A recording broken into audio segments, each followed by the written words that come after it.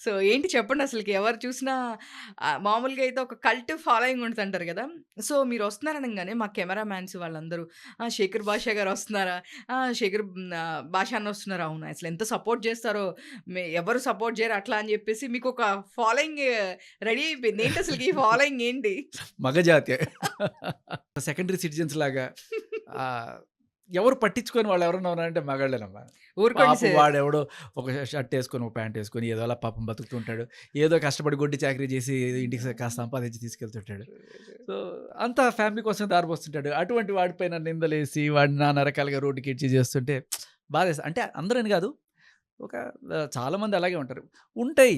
వీళ్ళు కష్టపడి పనులు చేస్తుంటారు. ఏదో తాగుడు, సిగరెట్లు, ఏదో గర్ల్ ఫ్రెండ్ ఇలాంటివి ఏవో ఉంటాయి. కానీ వాళ్ళని రోడ్డుకిడ్చి ఇప్పుడు ఏదో మోజుపడి ఒక అమ్మాయితో ఉన్నాడనుకుందాం.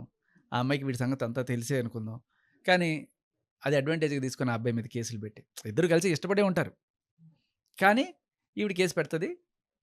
లేకపోతే ఈవిడ సడెన్‌గా నాకు నువ్వు వద్దని ఎళ్ళిపోతే వీడు ఏడ్చుకుంటూ ఉండడం తప్ప వీడికి కేస్ పెట్టడానికి సెక్షన్ గూడా లేని పరిస్థితి.